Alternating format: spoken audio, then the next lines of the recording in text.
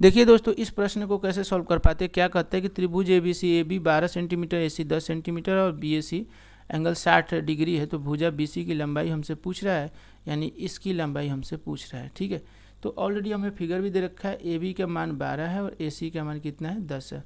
ठीक है दोस्तों, तो अब हमसे पूछ रहा है क्या कि BC की लंबाई क्या होगी। देखिए, इसमें कोसाइन का फॉर्मूला हमें यूज़ करना होगा।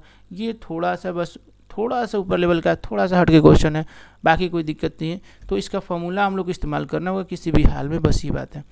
तो अगर हम लोगों को, जैसे हम लोगों को अगर निकालना हो, ए का वैल्यू निकालना हो, अगर आप किसको क्या मानते हैं इस पर भी डिपेंड करता है। तो ये फॉर्मूला पर ऐसे बनेगा, जैसे A² = B² + C² - 2BC।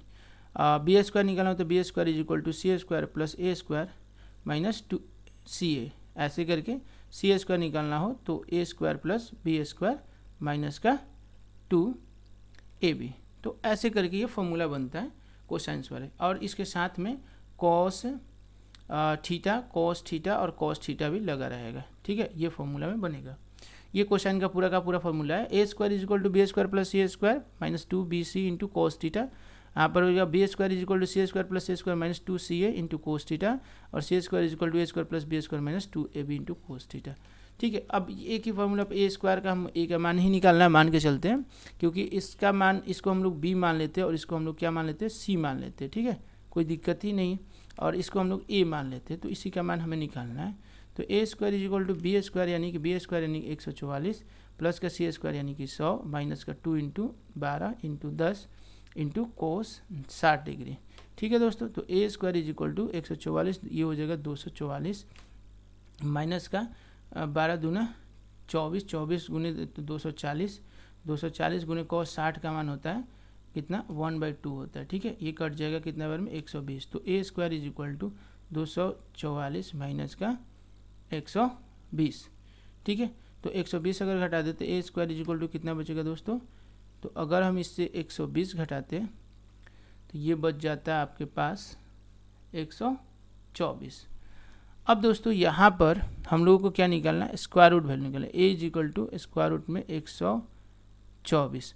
अब नियरेस्ट वैल्यू भी देख सकते हैं, या आप कैसे भी निकाल सकते हैं, डिवीजन मेथड से भी निकाल सकते हैं और नियरेस्ट अप्रॉक्सीमेट वाला भी सिस्टम इस्तेमाल कर सकते हैं। तो 10 का स्क्वायर 100 होता है और 11 का स्क्वायर 121 होता है, यानी आप समझ गए कि 11 और 12 के बीच का वैल्यू होगा बस।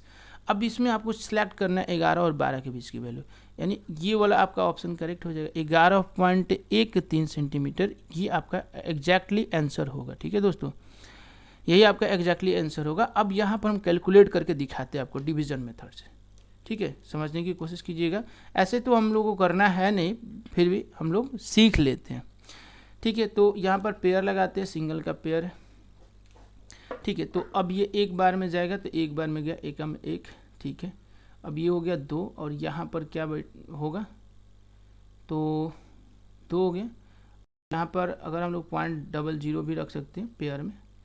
ठीक है, तो अब यहाँ पर 2 हो गया, तो यहाँ पर कितने बार में ये जाएगा, तो एक बार में जाएगा। ठीक है, एक बार में जाएगा तो 1 लिखेंगे। ठीक है, तो ये हो गया आपका 24 उतरा था तो 21 आया, तो बचा कितना, 3 और 3 यहाँ पे बचा और 00 और उतारेंगे फिर, तो ये हो जाएगा आपका 22। ठीक है, ये कितना हो जाएगा आपका 22।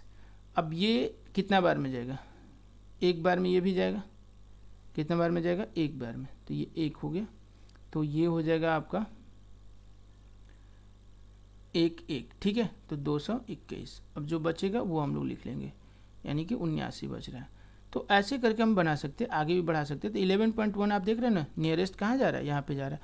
तो इतना कैलकुलेशन करने की दोस्तों ज़रूरत ही नहीं है, हम लोगों को तो ऑप्शन देखना है और ऑप्शन से करेक्ट आंसर ढूंढना है। तो हमने जो टेक्निक बताया, हमने जो ट्रिक बताया, उसी को फॉलो करना है। ठीक है दोस्तों, आशा करता हूँ आपको समझ में आई होगी। धन्यवाद।